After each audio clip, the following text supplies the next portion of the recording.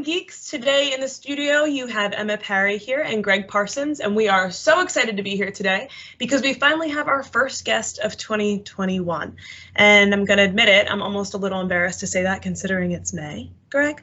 But they say good things come to those who wait, and I think we have a pretty good episode ahead of us. Would you agree?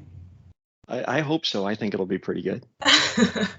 Yeah, we have Mitch Happ on the line with us, agency owner, AEC, National Advisory Board member. He's also quite popular right now in his zone for doing some lead manager training. So thank you so much, Mitch, for coming. How are you doing today? I'm doing great. Thanks a lot, Emma. It's been we've been wanting to do this for a while, so really appreciate you having me on, being part of the Geek Squad here. Yeah, we are so excited to have you because, like I said, you are just man of the hour these past 2 weeks, I feel. Did some education sessions with your agents or with the agents in your zone, is that right? That is, yep. We actually did a couple sessions, one recorded actually, so we have had a few. Awesome. I love to hear it. But before we actually hear it, we're going to do a common question because it wouldn't be Lead Geek without one. All right. All right. Sounds All good. right, so Mitch, you can go second. We'll put Greg on the hot seat first, but See, nobody knows these when they're coming in, Mitch. So I try to take the first bullet. I'm just as excited as everybody else. I just don't know how I'm going to answer it. That's the problem. Exactly. That's how I am. I don't know what's coming. Here, Emma. This one might be a little selfish because I might be looking for something to do, but all right, common question. What is the last TV show that you embarrassingly binged? The last TV show I'm still in the midst of probably watching a very embarrassing show. It's kind of funny because I'll be upstairs working. I get the call like, "Are we gonna watch this tonight?" And sadly, I'm like, "Hold on." How without me? Oh, good Lord! Vampire Diaries. Greg, that is the... I know that's pretty embarrassing, isn't it? No. It was being watched without me, and I ended up like walking into a room and sitting down and, "Hey, do you want us to change the channel?" I said, "I don't care, just watch what you're doing." And I was on my laptop working. I don't know, 2-3 episodes later, now I'm like, I come to curious what happens. So if you're playing it again, let me know. Yeah, that's my life. Vampire Diaries is so good. I'm a big fan. Are you? Oh, okay. Well, I don't know what season I'm on. I'm sure I started it a couple in, but that seems to be the show of the day. That's good to know. Mitch, do you know Vampire Diaries? No, I don't actually. So You're missing out. I tell you, the problem is I'm not a big TV guy, so this is not really a fun one at all for me because it just comes. I don't know what any of these shows are. People in the office talk about all these shows. I have no idea. I have kids, and also I'm trying to think of what to even give you for an answer on this one, but I do not know. Even give us the last movie you watched. I don't know if that's any better. The last movie I watched, I'm trying to think what it was. It was a dog show, and it was Into the Wild, and my son and I were on an airplane traveling to Texas. So that's been a while ago, but it was a really good movie, I think the TV show that I would probably say I watch most commonly, just because it's on all the time and it kind of puts me to sleep, would be 2.5 Men. And the reason it is because I think I've seen most of the episodes. Mm-hmm. And so I can fall asleep easily, not wanting to stay awake to see what happens at the end. Yes, you have to put on something that you already have watched in order to go to sleep. Exactly. Yep. So that's I would have to say that's probably my most go-to watch to go to sleep. That's fair. Nice. Don't you like Charlie Sheen? Is it a Charlie Sheen or both? Sometimes they're both on. Yeah, they ping pong. Yeah. They kind of both come and go, and it's just when I'm flipping through channels, I see it. I was like, perfect, this will put me to sleep. So we flip it on, and it usually does the trick. Well, good. That helps at least. So then I know what to go to sleep to. There you go. All right, Emma, your turn. What do you got? Oh, embarrassing. I expect something embarrassing. I always forget. I mean, a lot of the embarrassing is easy for me. Well, I'm just finishing Grey's, but I watched Jane the Virgin, and I started it as like this is going to be absolutely ridiculous, and then it turned into like the best show I've ever seen. But it is absolutely ridiculous, like telenovela to the max, but it's just absolutely absurd, but it's so good. Let me ask you a question, Emma. How do you go about? And this might be a really stupid question, but how do you go about finding these series? I am reckless. I'm reckless with TV. I don't watch movies, but if there is a TV show, like it doesn't matter. I'll just hit play and I'll know within the first like 30 minutes if it has potential for me or not, even if it's bad.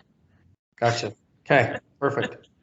Yeah, I can scroll and just pick, but my fiance takes a really long time and I'm always like, just pick something, just pick it. You can always quit it, right? You know, if it's no good, you can always walk away. Yeah. Well, now Netflix has that thing where you do play something and it plays something random for you. Really? Oh, it's cool. Try it out. All right. Well, maybe Netflix would play Lead Geek for the agents on the line who are just waiting to hear all the goodies that Mitch is going to bring to us. But Mitch, why don't you tell us a little bit about the sessions that you did? Like, what was the goal, and kind of like some of the main things you went over with the 2 sessions of lead manager education in your zone? Yeah, great question. What kind of brought it about was basically just the usage. I get a lot. I was an early adopter. I can't say that I was 100% on board with it. I kind of got brought to it from the committees of the AEC and the National Advisory Board, and so I felt it was my due diligence to learn the system. And I enjoy learning different systems, picking them apart, seeing if I like them, if I'm not. And I'll be brutally honest. I probably thought, this is something the company come up with, and it's probably not going to be as good as what we're currently doing. And then we started using it. I got my team involved in it. We started using it and absolutely loved it. We really did. I was super surprised. It blew my expectations out. And so what kind of brought it about is I tell people about this. I was like, this has been a game changer for me. I actually designed the way my agency runs my sales around lead manager now, instead of trying to make lead manager fit around that, because I like the way we could do it. And so I've been telling people about this, and I get so much response back, like, oh, we use eAgent, we use this. And I'm like, you got to be kidding me. This isn't even an argument, This isn't even, it's like me saying that I've watched one series of one show on Netflix, and Emma, you've watched hundreds, and I'm telling you the worst one is the one I actually watched, and I'm telling you it's good. You're like, no, Mitch, you're 100% wrong. You're missing out. Yeah, you're just missing out. Like, you got to watch all the rest of these. So that was the reason that kind of got brought up, and I started doing a lot of individual training, and I went to Matt, one of our state leaders, and I said, listen, let's just try to do something here bigger. And then it kind of got bigger. Our district leader got involved with it. She's like, hey, let's put this out there. Because I said, let's get something out there for everybody. Because my goal was, and even on the National Advisory Board, that's our goal, is adoption. I want to get people using this. One of the biggest issues we have as an agent is leads, and trying to find enough leads and trying to find good quotes. And, we know if we can get good quotes, our close ratio is great for the most part, but we know where we're at with that. So that was kind of the reason we decided to do the recording. Is I just heard so much bad information out there, and I was like, let's just try to clean this up with one big recording, and got a ton of feedback. So. Hey, Emma, I'm gonna jump in real quick because I have to say the last call we had with the National Advisory Board, I sat back at the end of that, and it was the funniest thing. Mitch, you had me like in stitches. I'm muting, but you're talking with your NAB members, right? So you guys are having a good conversation at the end of this. I know what you're talking about. Yeah, you're talking about eAgent. You're talking about people using eAgent, and you got into the story about your grandmother buying a new car. If you can share it again, that had me going. That was great. That's the best analogy I use. We had someone on there was like, oh, I use eAgent and I love it. And I was like, well, do you still crank your car to start it? I mean, it works. You could probably still crank a car to start it if you wanted to. And they're kind of like, what? And I was like, I apologize. I wasn't trying to be, but I just hear this all the time, and it just annoys me. And so the best analogy I can use for it is, I said, buying my grandma a new car. We go buy my grandma a new car, and she gets in the driver's seat and looks around, and is like, oh, I can't do this. This is too many bells and whistles, and this is just way too much. It don't work. And I was like, yeah, grandma, but you can still turn the key on, put it in drive, and just drive it. The rest of the stuff just makes everything in between so much easier, quicker, more efficient, safer, all the above, And so that's the best analogy I can use. And then as she's driving the car, she starts to realize that, hey, you know what? I don't back into crap anymore. This is kind of nice. You know, when I pull in my garage, I know when to stop because it tells me on my dash. And, you know, when someone's on the side of me, my stiff neck, when I'm trying to turn around and look, my little mirror tells me someone's on the side of me. This stuff actually works. And that's the best analogy I can come up with for lead manager. It's identical, 100% the same. Yeah, it was so fun listening to you kind of go through that with your fellow NAB members, because they too, right, are not necessarily 100% adopted in, and Yep. you stepped forward and we're talking about all the benefit that you found for your agency, so it was really cool, and it was a lot of fun just to kind of sit through that. So I'm very happy that Emma got you to join us and talk about things and go through things. So sorry to interrupt, Emma, but I love that story. Glad I entertained you on that, Greg. And you brought up a good point there too. You said that you don't need to use all the bells and whistles initially, like just get in there and drive. And I think that's something that you might have talked about on session 1 possibly, but how sometimes workflows and all the bells and whistles in Lead Manager can scare agents out of the platform. So what are your kind of biggest tips for somebody who's getting started or just newer in those beginner phases of Lead Manager? You know, the biggest thing I would say, and I tell people when I get questions, because I get all these questions of people that, hey, we're going to start using Lead Manager. We got our login. Can you send me all of your workflows and quick actions and email templates? And it's like, whoa, back up a second here. You're not ready for that yet. My advice to that is get in there. And so whatever you're doing now, I would start with that. So in e-agents, the most common one, so I'll stick with that for now. That's the most common answer I get. So basically what you're doing is you're setting X dates. You're setting up times to call people back, putting notes in there. Perfect. This does that very simple way. You go in there, create a task or an appointment, set that out for the date you want to call it, start working your calendar. But then I tell them in the meantime, I would start adding that to folders. And if you start adding that to folders, I would also start putting in what company they're with. And it's going to pull the vehicles and maybe add the email and any other phone number they have, so it automatically scrubs it for you. And if you just do that, you're getting more than you do with e-agent in a much more efficient way. And there's so much more you can do with it down the road if you start doing this. And so that's kind of what I tell people to start with. And then as they go, they start learning it and they realize that the system is really very easy to use and everything else kind of starts to fall in place. That's great. And do you use workflows a lot, or do you still really just use it for what it's helping or how it's helping your processes? That's a great question. So the simple answer to that is I don't use them a lot, but I'll tell you why I don't. And it's because the system works so well that I don't want to use them right now. So when we started building this out, I had a couple small workflows in there and I was like, hey, I'm going to take some of this work off the plate. Well, then we got so detailed down to what we're doing, and it's all about timing and quality. And like I said, quality over quantity and hitting people at the exact right times, that we're not getting through it, all the people, and getting it loaded out near as fast as I thought I would. And the reason is because we're writing a lot of business along the way. We're spending way more time, but we're writing a lot of business along the way. I mean, I have people look at some of my folders and like, how long have you been doing this? And I'll tell them, I'm like, yeah, but you don't really have that many in your folders. I was like, exactly, because it's working. We're writing business. And we're not getting to lead. We're not at this point now, we're not getting to load near as many in as we should, because that's just showing you how many leads you have and how many you really need to make this effective. So we haven't as much right now. Actually got a couple interns coming on for the summer. We're going to start loading it out a lot more, and I'm going to try to take it to a whole nother level, and then I'll start turning some on. Awesome. Very cool. What do you have as your most common objections or wish lists or anything that you would throw back at Emma and I and say that this is where I hit my barrier, right? If for people I talk to, they want this, I can talk them to this point, but here's the step that I can't get them past. If there is a step, maybe maybe it's easy enough to get through the objections, but what would you push our way, or things that we need to think about? Couple things. That's a good question for you, Greg. Couple things. I think some of them you might be aware of, and some of them I have on a list. And so, what a better time to bring them in front of you than now? The one of them I would say the most common one I get is, and you're fully aware of this one, is the live time leads, meaning when you run a quote, that it shows up in Lead Manager right away at this current moment. And I'll just, so the listeners can kind of understand what we're talking about, this current moment, it takes a little time to get from our quoting system into Lead Manager. So you kind of have to create your own lead rather than it being in there. So if that was lifetime, kind of like Unsold Quote Agency and Gateway is, I think that would probably be number one.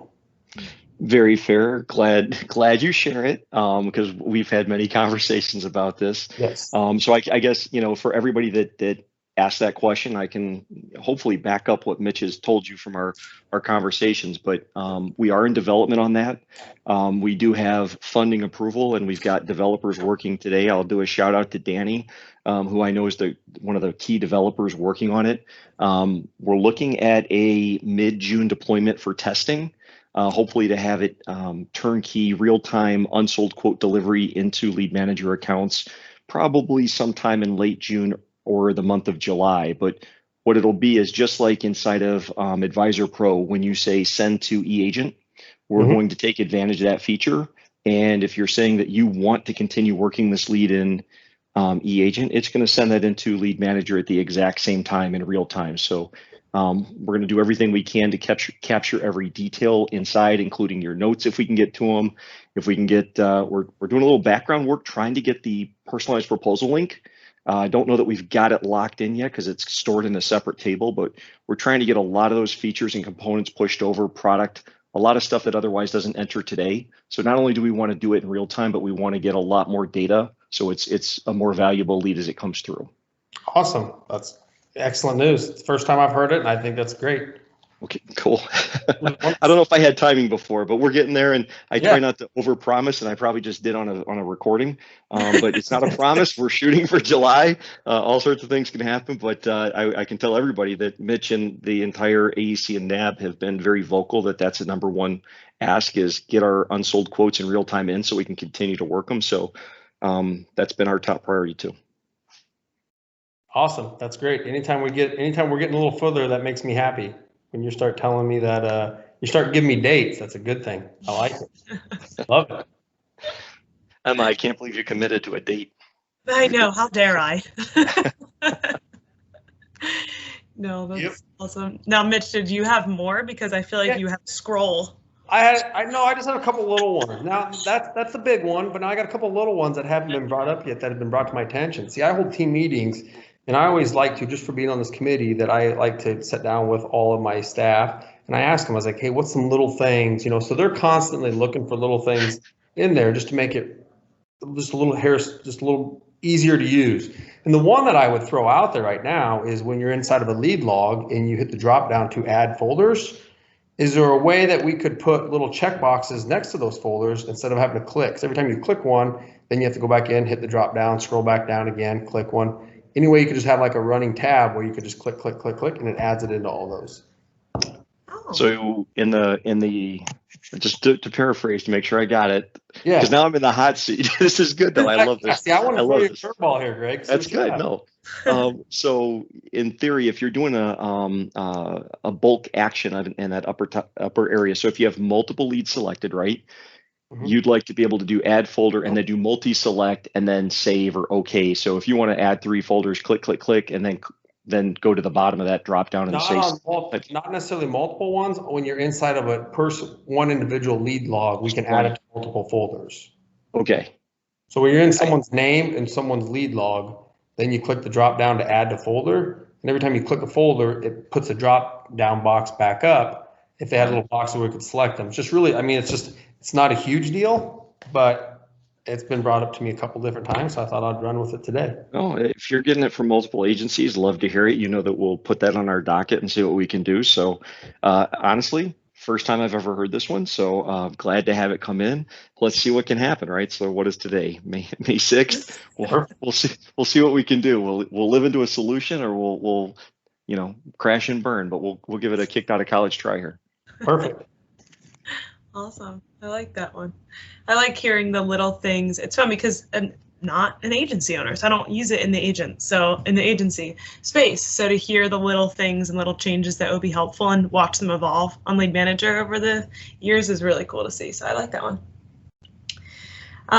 Mitch, what are I feel like I've been hearing it over here, is some of your processes that you have when it comes to even like writing personalized messages to leads and things like that.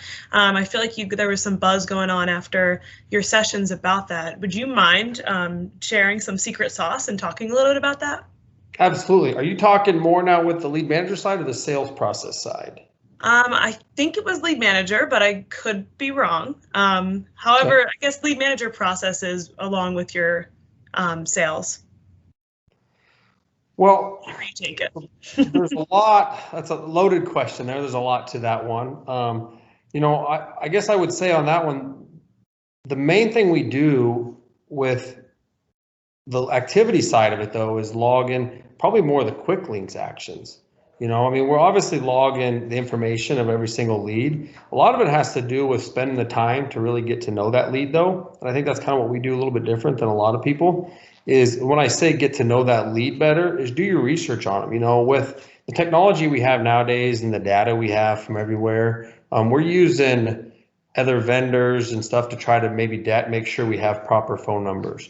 We'll use county assessors to make sure those addresses are correct, make sure they still own, when that date that house was purchased. Odds are if that date was, if that house was purchased in July, then traditionally, not always, traditionally that home policy is going to renew in July. Maybe looking to see who else is in that household. So by doing that, we get a lot more information into the system, and that's really what makes the system unique as well, is because we can put that in so many different places.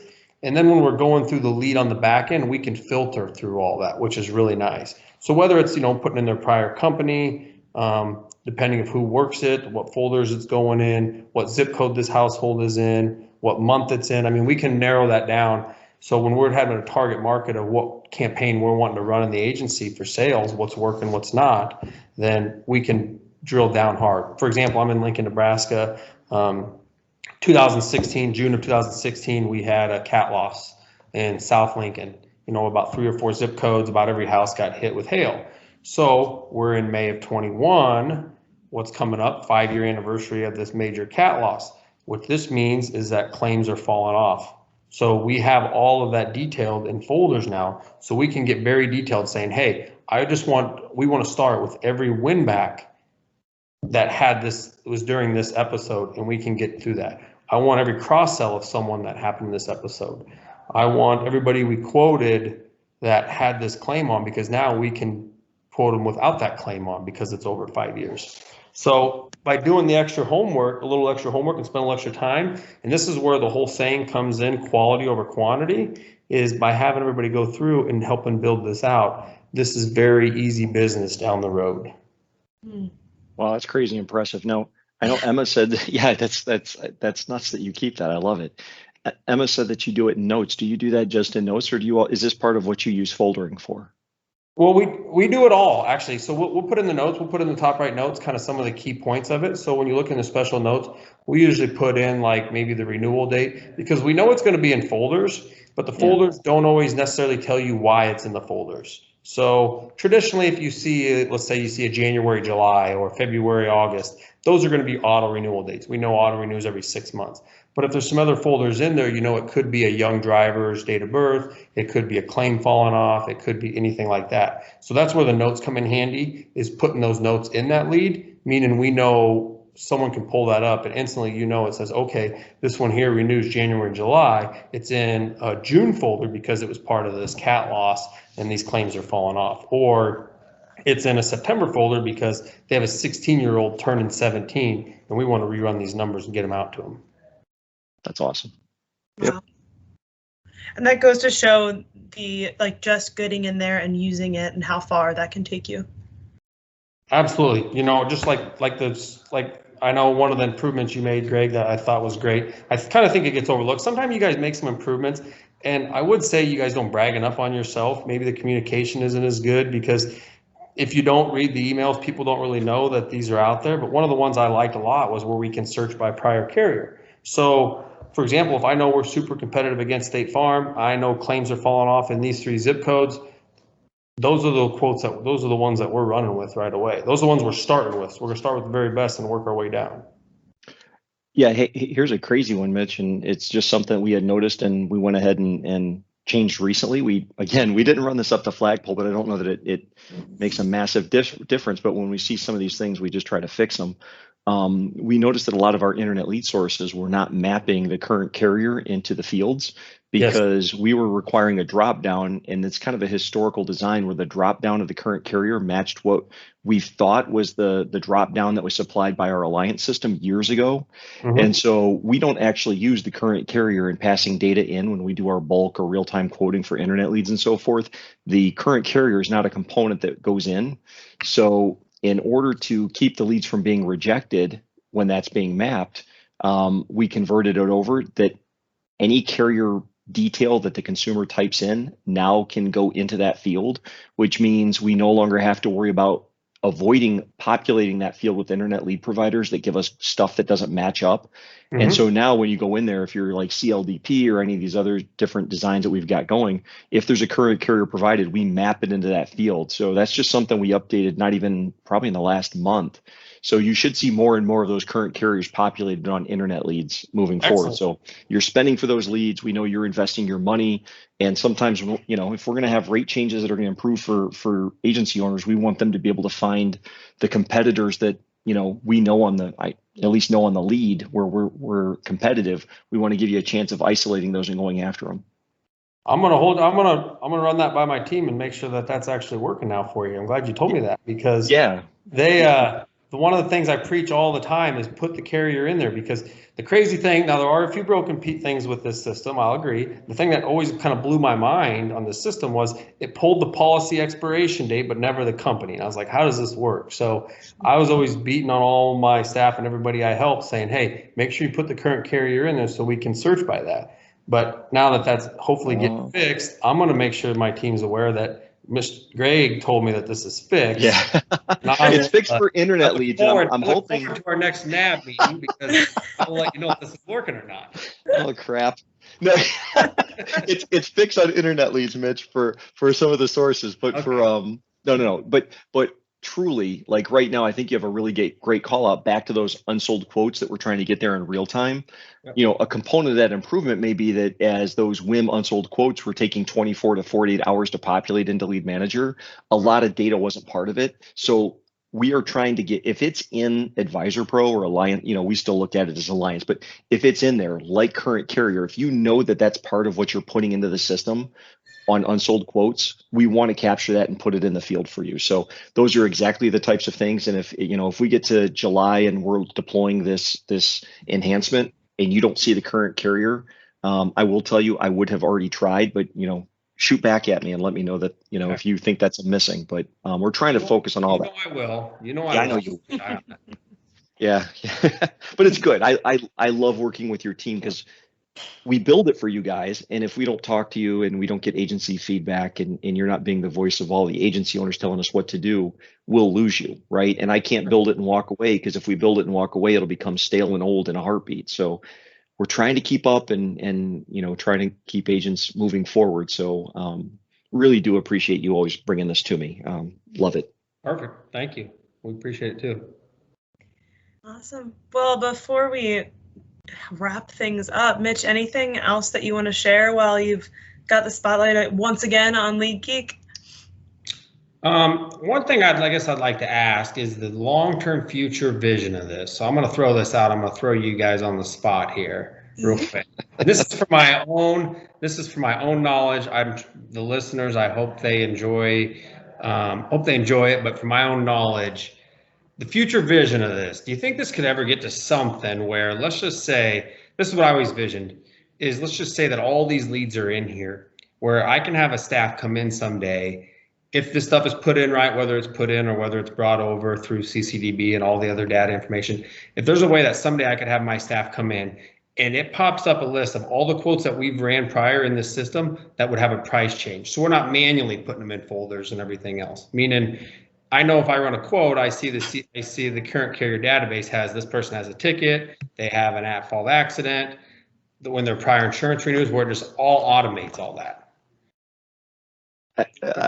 I love it. Emma, do you want to take it? Do you want to be the answer here, or do you want me to do it? Oh, that's definitely a you thing. All right. So All right, Mitch. So here's the game that we've already started working on, and your timing is phenomenal. We have a release coming Monday, so we have some things coming up, and you'll see the video and the release details. And just like you said, we don't tell enough people. Hopefully, you'll help us get the message out. Sure. One of the things that we've got in there are quote replays.